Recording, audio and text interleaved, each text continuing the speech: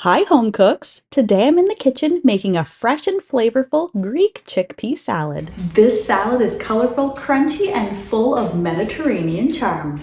It's packed with fresh flavors, textures, and taste. This is a crave-worthy dish that's just as good on its own as it is stuffed inside a warm pita or served alongside some grilled meat. The crisp and crunchy veggies, salty olives, feta cheese, and soft chickpeas soak up and glisten with the spiced lemon dressing. This salad is deliciously simple and the perfect balance of wholesome and refreshing. The perfect, easy yet flavor-packed recipe to bring to any summer gathering, or make this as a meal prep and serve it over a few days. The flavors only get better as they mix and mingle in the fridge. So let's get into the kitchen. This is how I make a Greek chickpea salad. To start this recipe, I'm going to prepare the chickpeas.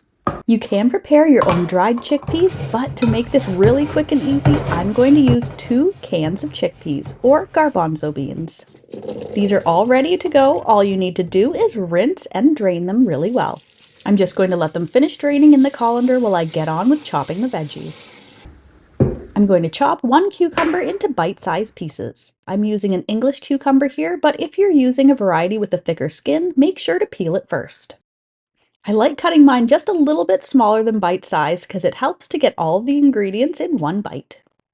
Next, I'm going to remove the seeds and chop 1 bell pepper into a rough dice, about the same size that I cut the cucumber.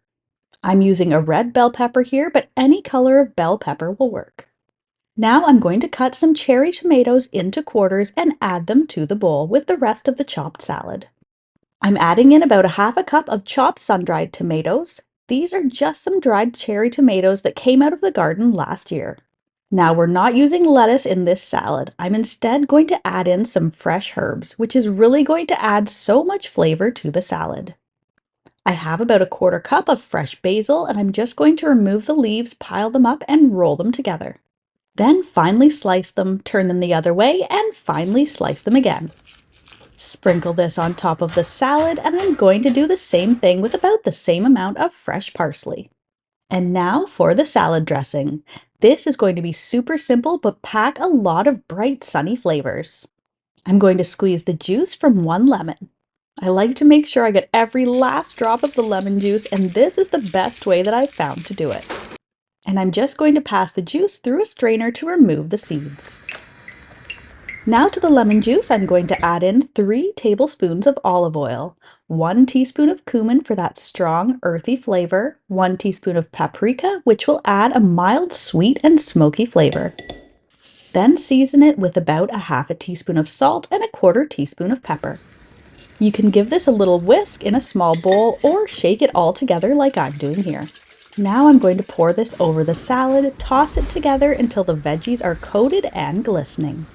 Now all I need to do is arrange on top a half a cup of olives with the pits removed and a half a cup of crumbled feta. And my salad is ready to serve right away.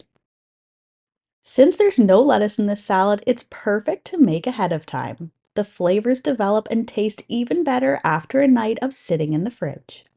And since this recipe makes a pretty big batch, it's great to bring to events and feed a crowd. Enjoy! If you're a fan of deliciously simple vintage recipes and old-fashioned skills, then you'll want to check out this next video. Thanks for stopping by.